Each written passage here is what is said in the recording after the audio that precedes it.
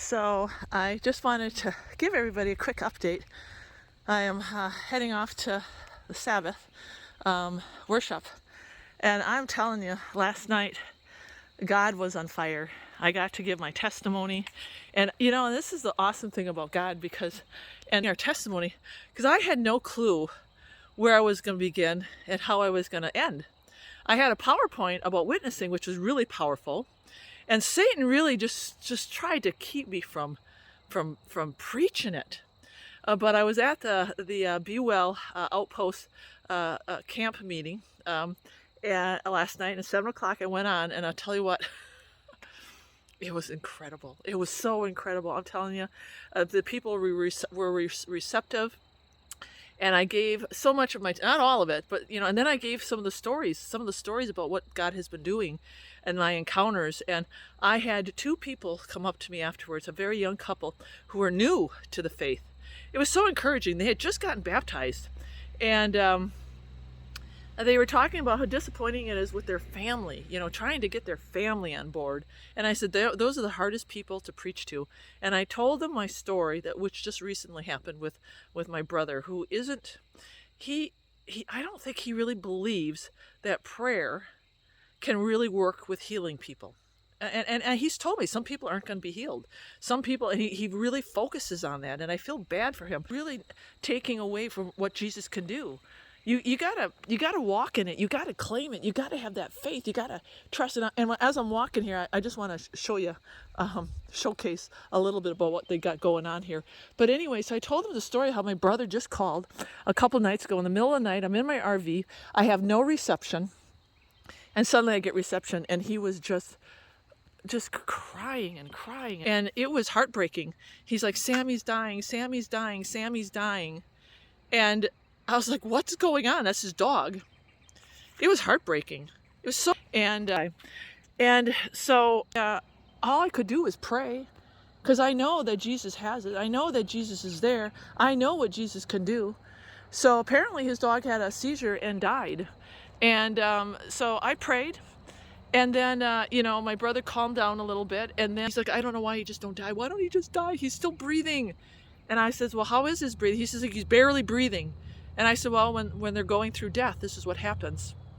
And I just told him how hard it was when I had my dingo, and, and I had to watch the same thing. And I was trying to comfort him, and, he's crying. And then he's like, oh, I'm so sorry I called you. He says, and I said, no, I'm glad you did. And I said, well, let me pray for you one more time, for you and Sammy. And I did.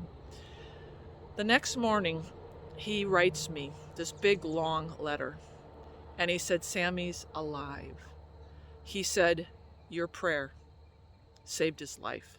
He's like, last night, this morning he had 2 small seizures, but then he got up, he's walking around, he's eating. I gave him a bath. He even sent me a video of the dog walking around. And my brother was so relieved.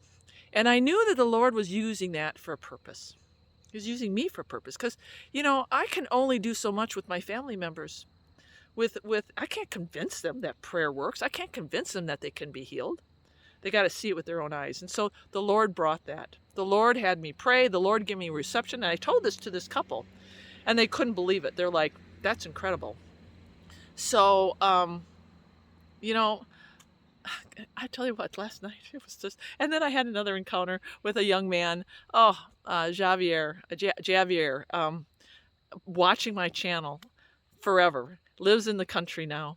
And he had his own story and his own hardship, and we got to share. And it was incredible how his journey really mimicked mine in many, many ways. And, he was, and I say this sometimes like I've lost everything. And I'm like, no, you haven't. You've gained Christ. There's a reason why all these things happen. And what you're doing is the Lord is basically burning off the dross. And he's taking you out of the world and where you just came from. And you may look at that as loss, but it's not loss. The best is yet to come. Anyway, this is Bewell Outpost. And look them up on Facebook. They have a self-healing garden. This is all their medicinal herbs. They have a training center. They are doing phenomenal work in the Tennessee area. Phenomenal. These people are on fire for the Lord. They are generous. They are following the blueprint. They are all in, 100%. They've only been here for 3 years. Look at this. This is their pharmacy.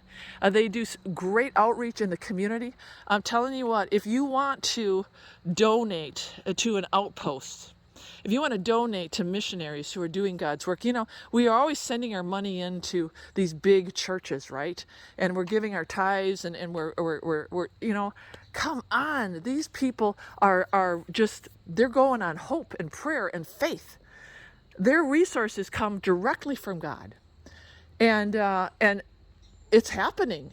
They've got a beautiful store in there, and they do training here. They got a couple of chickens. They've got an apple orchard there. They got a creek down there. And they're going to be building tiny houses for people to stay.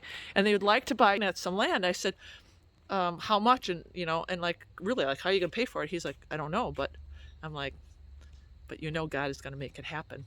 But I had a phenomenal outpouring of people for that lady, David Black's widow. And I looked at the GoFund that her mother started, and she started at $500, and when I posted the video about her dilemma, it's well past $4,000. That's how great you people are, and I so love it. These people, beyond God's work, so they sell products. Look them up on the internet. Buy their products. Support them. Donate. What is a donation of 20, 25, 30, 40, 50 bucks, right? They are doing such phenomenal work. And that's where I gave my testimony. And I tell you, I love these people. I love these people, and I really hope there's going to be a future for me participating in what they're doing, because this is the real deal. This is the real deal. All right. God bless you, my friends. I got a church to go to.